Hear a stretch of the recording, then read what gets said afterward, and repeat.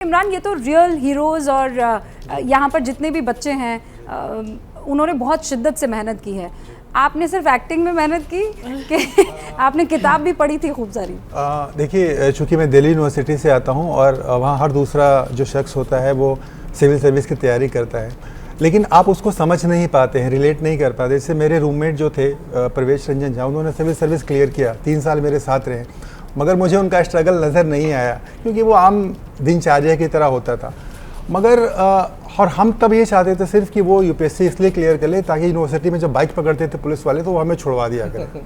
लेकिन अभी भी फ़ोन कर देता हूँ उनको, कभी कभी सेक्रेटरिएट में होते हैं मीटिंग पे। तो मगर जब इस फिल्म को करने की बात आई, इस किरदार को समझने की बात आई और जब लोगों से मिलना शुरू किया तो जो उनका दर्द, जो उनकी तकलीफ़ और जो उनकी शिद्दत होती है, मतलब उसका कोई अंत नहीं है। जैसे सूरज ने बहुत अच्छी बात कही, तो अगर इजाज़त तो एक शेर इनके लिए मैं नज़र करना चाहूँगा कि हमसे पूछो कितना लहू मांगती है गज़ल, लोग समझते हैं धंधा बड़े आराम का है। सो लगता है कि बहुत आसान है, एक लाल बत्ती, एक बंगला, एक गाड़ी, मगर जो हमारी कहानी थी ये गोविंद जायसवाल है, 2006 बैच के एक IAS ऑफिसर हैं जिनके फादर रिक्शा चलाते थे और उनको हमेशा से एहसास होता था कि मैं पढ़ने में बहुत तेज़ हूँ लेकिन मुझसे कोई बात नहीं करता है, मेरे साथ कोई खेलता नहीं है, कोई फंक्शन होती है मोहल्ले में कोई बुलाता नहीं है।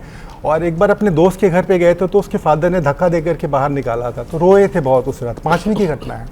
और अगले दिन जब टीचर से मिले तो पूछा कि सर मेरे साथ ऐसा क्यों होता है, मतलब हम तो बहुत तेज़ हैं हमारे साथ। तो टीचर ने कहा कि तुम्हें पता है तुम्हारा बैकग्राउंड क्या है? तो इन्होंने पता है बैकग्राउंड कैसे बदल सकते, तो हंसते हुए बोला तुम IAS बन जाओ, बैकग्राउंड कोई इशू नहीं रहेगा। तो उन्होंने तब से ठान लिया और पहले अटेम्प्ट में आकर दिल्ली IAS एग्ज़ाम को क्लियर किया। तो उनकी जो जर्नी थी, उनके पास कोट तक नहीं था, जब इंटरव्यू के लिए जा रहे थे उनके पास पहनने के लिए कोट नहीं था, उनके पास खाने के लिए टिफ़िन, हाफ टिफ़िन हुआ करता था। और इंटरव्यू के ठीक पहले उनका फ़ोन आया गांव से कि फ़ादर इतने बीमार है कि शायद वो बचेंगे ये भी नहीं पता, पानी में वो रोटी डुबा कर खाते हैं, इलाज कराने का पैसा नहीं है। तो इन्होंने बोला कि अगर कुछ हो भी जाए तो मुझे बताना मत, क्योंकि हम बिना IAS बने कुछ कर नहीं पाएंगे।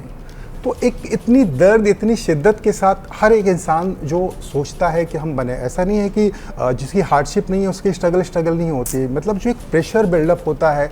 और गोविंद जी ने एक बहुत अच्छी बात बोली थी कि जो हमारी सोसाइटी है ये जो अचीवर्स का ही स्ट्रगल और हार्डशिप मानता है, फेलियर्स के स्ट्रगल और हार्डशिप की कोई बात ही नहीं करता है। बहुत हिपोक्रेट है सोसाइटी हमारी। तो बहुत प्रेशर होता है हर किसी पर कामयाब होने के लिए।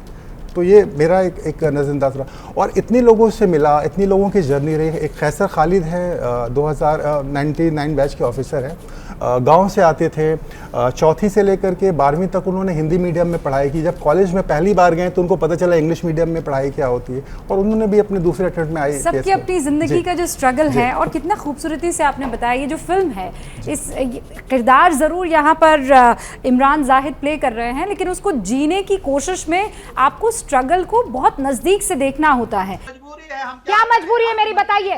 मैं अभी आपको बताती हूँ कि मैंने ओए होए होए होए, नमकीन के चटकारे लेते हुए टकटकी मार के डिबेट शो को पॉज रिपीट कर कर के देख रहे हैं जोगिंदर जी। इनकी तरह आप भी देखें अपनी फेवरेट डिबेट्स को रिपीट कर और डाउनलोड कीजिए ABP लाइव ऐप अपने स्मार्ट टीवी पर।